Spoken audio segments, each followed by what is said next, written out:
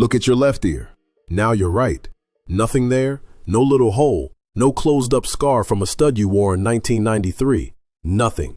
And if you're a black dude born somewhere between 1965 and 1980, that nothing is not an accident.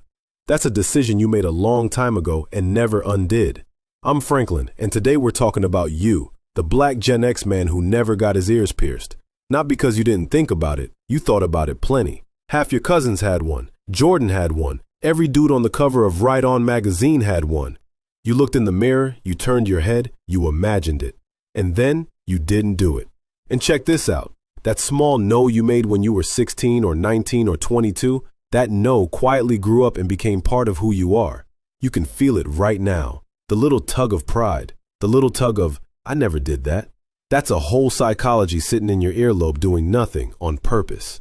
Stick with me. We're walking through the 5 things that were pressing on you at the exact age the choice was on the table. Because it wasn't one thing, it was 5 things stacked on top of each other, and you were standing under all of them at once.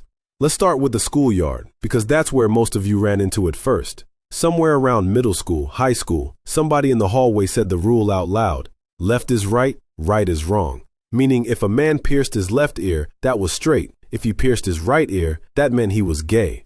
That was the rule. Everybody knew it. Nobody could tell you where it came from. It was just in the air. The way certain rules are when you're 14 and the whole world feels like it's watching you walk down the hallway.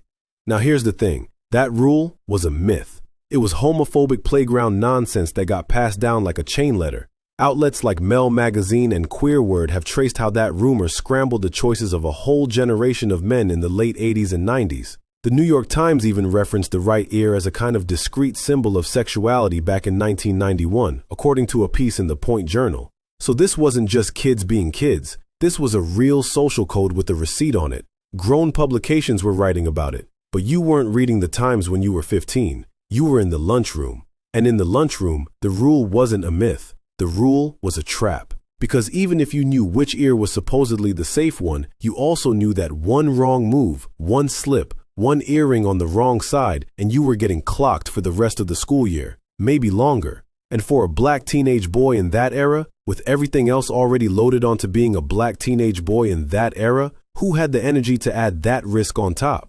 A lot of you looked at the math and said, you know what? I'll just keep both ears clean. Problem solved. No ear, no test. No test, no answer to give. You opted out of the whole exam. And that opt-out, that's the first layer, the schoolyard layer. Already a piece of you had decided some risks weren't worth carrying. Then you went home. And depending on what kind of house you grew up in, you walked into the second pressure. Church. Now I'm not saying every household, but a lot of you knew somebody, a mama, a granddaddy, a deacon, an auntie who ran the usher board, who would not let an earring on a man slide. And the verse they reached for, the one that came up over and over, was Deuteronomy 22:5, the verse about a man not putting on what pertains to a woman. Christian teaching sites still cite that verse today as the reason men shouldn't wear earrings. Some readings went so far as to call it strange wear, a crossing of a line God drew on purpose. You don't have to agree with that reading. A lot of theologians don't. But if you were a black Gen X kid sitting in a pew on a Sunday morning and the man in the pulpit was telling you that what you put in your ear was a spiritual matter, that landed. Maybe not all the way. Maybe just enough to make you hesitate when your boy at school offered to do it with a sewing needle and an ice cube. Maybe just enough to put your mama's face in your head right when you reached for that needle. And the needle went back down. That's the church layer, the one that whispered even when you thought you'd outgrown the whispering. Now layer 3. This one is the one nobody talks about, but it was sitting right there the whole time. Work. Jobs. The fact that you were watching grown men in your family go to work every day and you were paying attention to what they could and couldn't get away with. There's a legal record of this. A Buffalo employment law office wrote up a case where a male employee was fired, lawfully fired, upheld by the court, over an earring. Same company let women wear earrings. Different rule for men. And the court said that was fine. Grooming codes could draw that line and the law would back the employer up. So you watched your uncle go to the job. You watched your daddy go to the job. You watched the men around you understand, without anybody having to spell it out, that there were certain looks that closed certain doors. And whether you knew the case law or not, and you didn't because you were 19, you absorbed the lesson. The earring was a luxury. It was something a man with options could wear. The man trying to keep a job at the plant, the man trying to get hired at the bank, the man trying to make foreman, that man kept his ears clean. Now layer this on top of what black scholars and writers have been calling respectability politics for decades. Ebony has written about this directly, the long pressure on black Americans to present in a way that reads as non-threatening, professional, acceptable to people who hold the keys. Your grandmama probably never used the phrase respectability politics in her life, but she lived by it. She pressed your shirt. She told you to pull your pants up. She told you to look that man in the eye and say, "Sir." And somewhere in that whole package, without it ever being said out loud, was the message: don't give them another reason. Don't put one more thing on yourself that they can use. An earring, for a lot of you, became one more thing they could use, so you didn't. That's 3 layers: schoolyard, church, work, and respectability. And we haven't even gotten to the medical part yet. Here's the medical part, and this one is real. This one is your skin. According to the Cleveland Clinic and the American Academy of Dermatology, people of African descent are significantly more likely to develop keloids, those raised, sometimes growing scars that show up after the skin gets a wound. Dermatology literature summarized on Wikipedia puts the rate at around 15 to 20% in sub-Saharan African, Asian, and Latino populations, with keloids showing up about 15 times more often in highly pigmented skin compared to lighter skin. One clinical write-up aimed at darker skin in the Fitzpatrick 4 through 6 range puts the risk of keloid or hypertrophic scarring after ear piercing roughly 15 to 20 times higher than for lighter skin. Translation: the odds were not on your side. Not bad odds. Most folks who get pierced are fine, but high enough that you probably knew somebody it happened to. You probably had a cousin with a raised lump on her lobe that wouldn't go down. You probably had an uncle with a knot behind his ear that started as a tiny pinhole and turned into something he covered with a hat.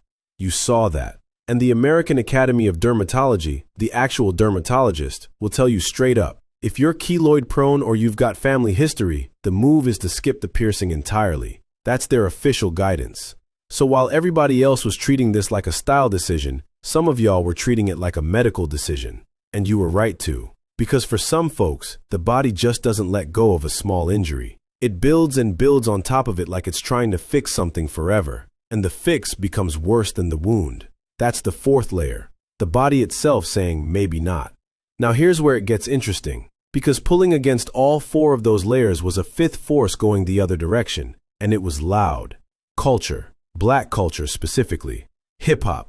R&B. Sports. Style. The whole front of the magazine rack at the corner store. ESPN ran a whole piece in 2020 on how Michael Jordan changed the fashion game one beret and gold hoop at a time. Jordan pierced his ear at 18, but the iconic gold hoop didn't really become part of the public Jordan look until the mid-90s. By then, he wasn't just a basketball player. He was the most famous man on the planet, and he was wearing a hoop. A grown man, a champion, a businessman, walking through airports with a piece of gold in his ear like it was nothing. Before Jordan, Prince had been doing it. Lenny Kravitz had been doing it. LL Cool J had a diamond stud the size of a small planet. Run DMC, Big Daddy Kane, all the way through to the early Bad Boy era. Earrings were just part of the uniform. So you had this collision. On one shoulder, your mama and the deacon and your boss and the dermatologist were all saying don't. On the other shoulder, every man on TV who looked like the man you wanted to be was saying yes. And some of y'all said yes back. Plenty of black Gen X men got pierced and rocked it and never looked back. That's a whole different video. This one is about the ones who didn't. Because the ones who didn't, you had to stand under that cultural wave and hold your ground. And holding your ground at 16, 18, 20, when the coolest men in the world are telling you the cool thing to do, that takes something. You might not have called it anything at the time, but you were doing it. Here's the thing about those 5 forces. They didn't all hit equally. For some of you, it was mostly the church. For some of you, it was mostly the keloid thing. You watched what happened to your aunt and that was the end of the conversation. For some of you, it was mostly the work calculation. Your daddy looked you in the eye one day and said, "Son, that's not going to fly where you trying to go." And that was that. But for almost all of you, it was more than one. It was 2 or 3 or 4 of them stacking up at the same time in the same season of your life between roughly 1980 and 1998. That window. The window where the decision was actually on the table. After 1998, after you turn 30, hardly anybody pierces their ears for the first time. The window closes. You either did it or you didn't. And if you didn't, the choice went underground. It became part of you. The way you stand, the way you walk into a job interview, the way you size up another man's appearance in about half a second. You're not even doing it on purpose. You're just doing it. You see a man your age with 2 diamond studs and your brain runs a little calculation before you can stop it. Not judgment necessarily, just a read, just a quiet observation that he made a different call than you did, and you're noticing and you're filing it. That's a small thing, but small things, repeated over 40 years of being a man in the world, add up into a worldview. The black Gen X man who never got pierced is a man who got handed a fork in the road early and chose a path. And every time he sees somebody on the other path, he gets a little reminder of his own choice. Most of the time he doesn't think about it, but the reminder is there. Now I want to flip it, because I don't want this to come out like the no was the right call and the yes was the wrong call. I'm not saying that. The black Gen X men who pierced their ears were making their own decision under the same pressure. They were saying, to the schoolyard, to the church, to the boss, to all of it, they weren't going to let other people's rules write a check on their face. That's a kind of courage. The same way the no is a kind of caution. Neither one is the whole story. Both of those men are walking around right now in their 50s and they both know exactly what they did and why. But the men who didn't pierce, you specifically, you carry something a little weirder. You carry a no, a decision that nobody can see, a negative space. You can't show somebody you don't have a piercing the way somebody else can show you they do. Your decision is invisible. It only exists when somebody else's ear shines and yours doesn't, and even then it only exists in your own head. That's why this hits a particular way for you, because nobody has ever framed your no as a thing. It's always just been the absence of a yes. And not to push back on that. That no is a real position you took, under real pressure at a specific age for specific reasons. It deserves to be named. A few more things to sit with. The pressure you were under in 1988 isn't the pressure your nephew is under in 2024. Your nephew got both ears done at age 11 and his daddy paid for it at the mall. The schoolyard rule doesn't exist for him. The church for him, if he goes, is probably a lot looser about it. The job market for him is full of tattooed software engineers making 6 figures with rings in their lips. The medical risk is still real for him, but that's about it. 1 out of 5. The other 4 pressures have basically evaporated in his lifetime. Time moves. Every generation gets a different set of rules. But it's worth knowing that the rules you operated under were specific to your moment. And your decision was the right shape for your moment. And you don't owe anybody an explanation for it now. Not your nephew, not the dude at the cookout giving you a hard time, not yourself in the mirror at 52. Last thing, the psychology underneath all of this isn't really about earrings. Earrings are just the example. The real thing underneath is what happens when a young man feels watched from 5 directions at once and has to make a small public decision about his own body. Some men in that spot say yes anyway. Some say no. The ones who said no usually said no to a few other things too, around the same time. Tattoos maybe, a certain haircut, a certain way of dressing. They built a whole quiet personal code out of small no's, and they've been living inside that code ever since. You can hear that code in how a lot of black Gen X men talk about themselves now.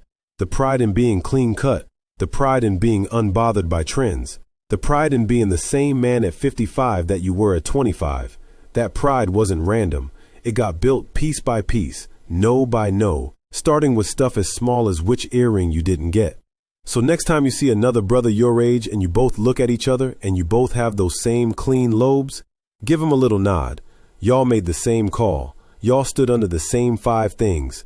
Y'all came out the other side of the 80s and the 90s without putting metal through your face.